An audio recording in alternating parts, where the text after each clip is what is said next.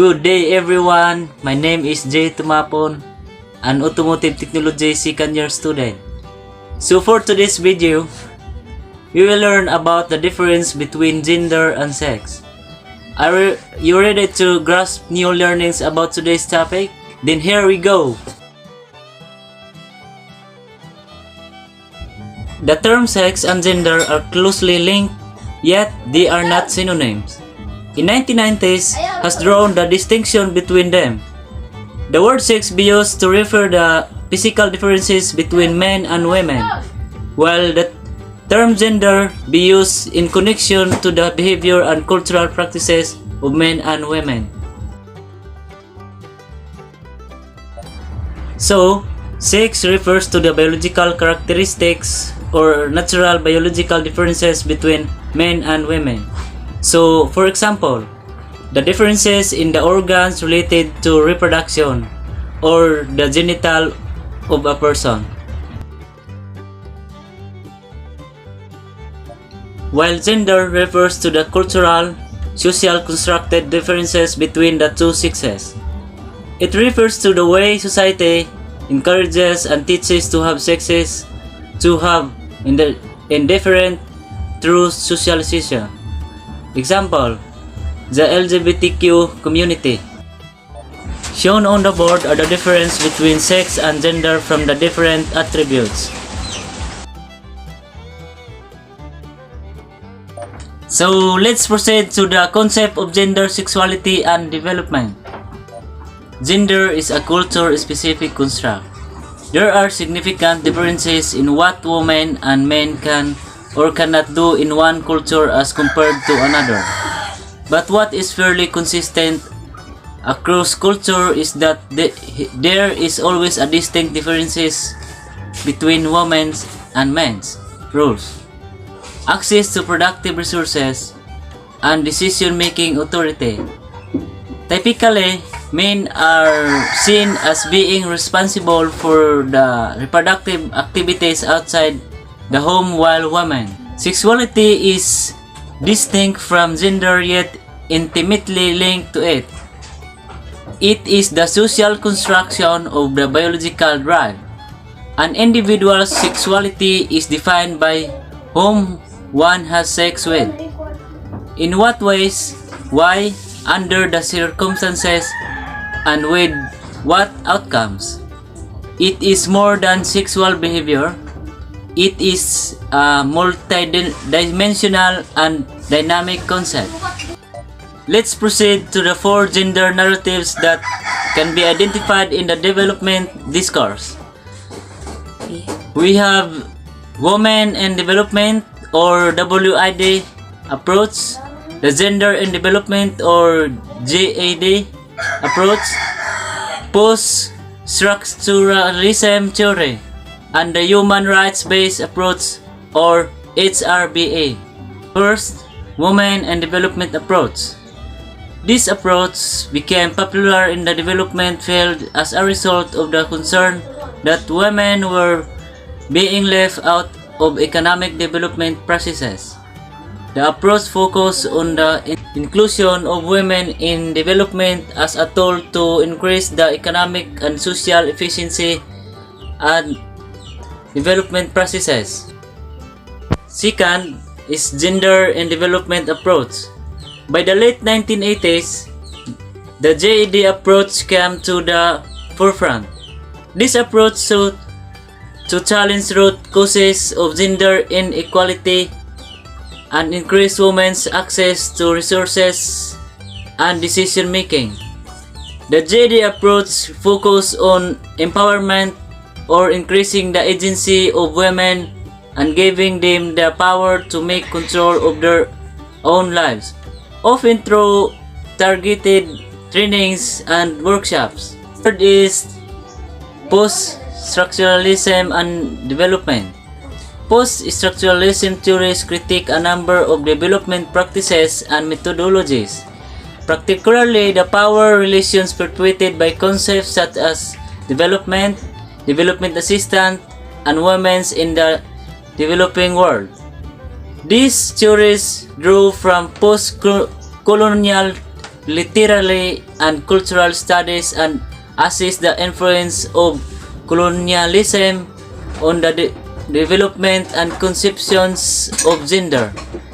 Post-structuralism theories are concerned with questions of identity and view gender as a malleable form and identification rather than a fixed definition present in conventional development discourse.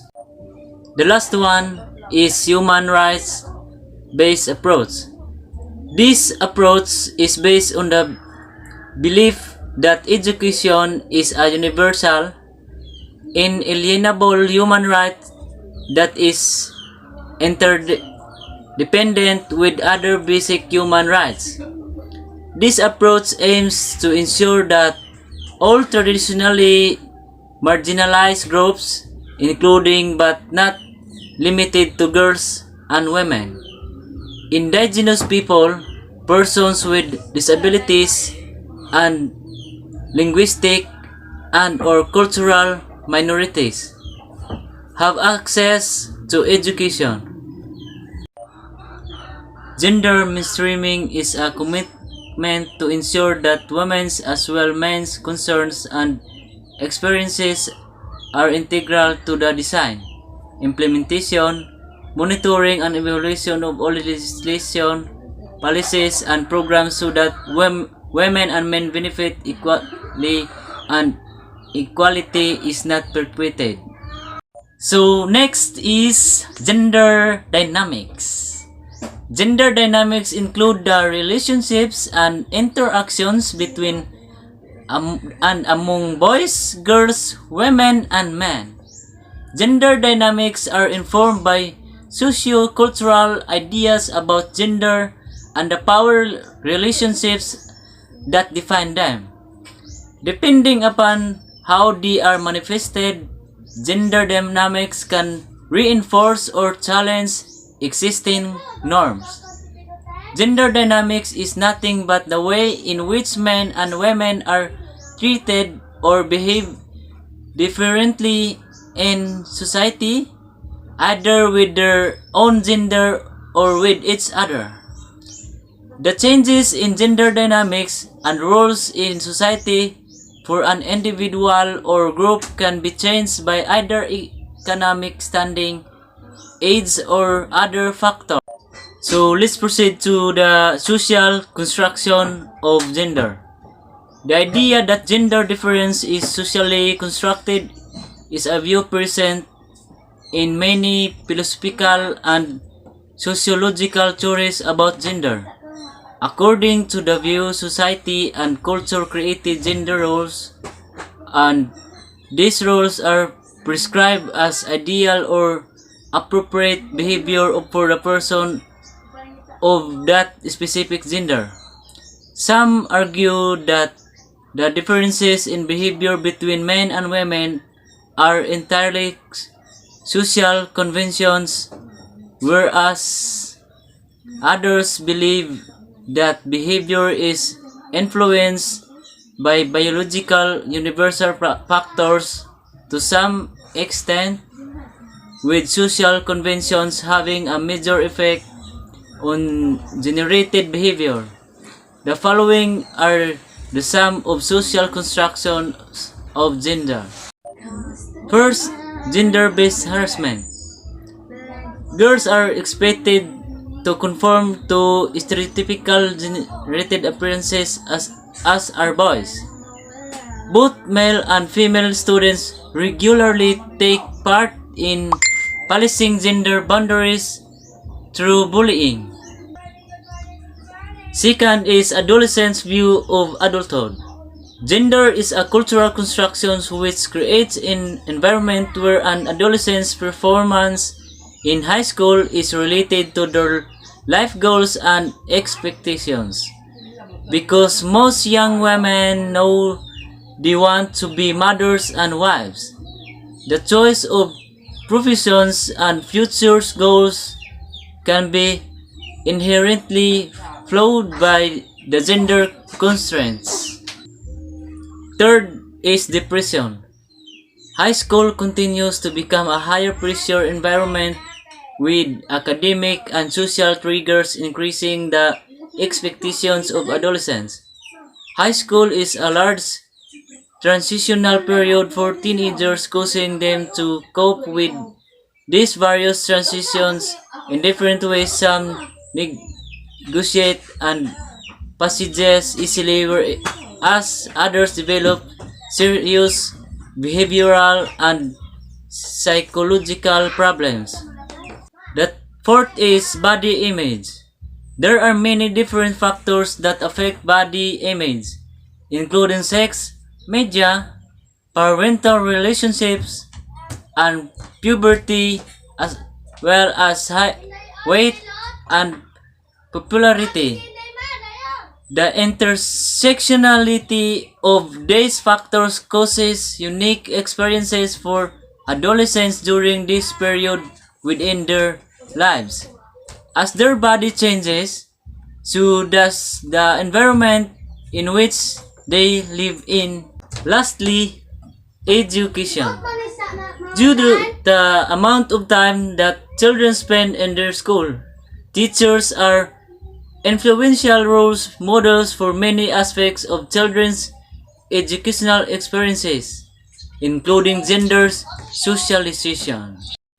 So our final subtopic is about transgendered and intersex people. Transsexualism, where a person who is born as one sex and is brought up in that sex, has a gender identity of the opposite sex and wishes to live as that gender. While intersex people have a mismatch between their sexual genetic code and their physical makeup, which can result in a person have internal genitalia like a female and a body physique like a male. So that's all for today's video. I hope you learned something. Thank you so much and God bless.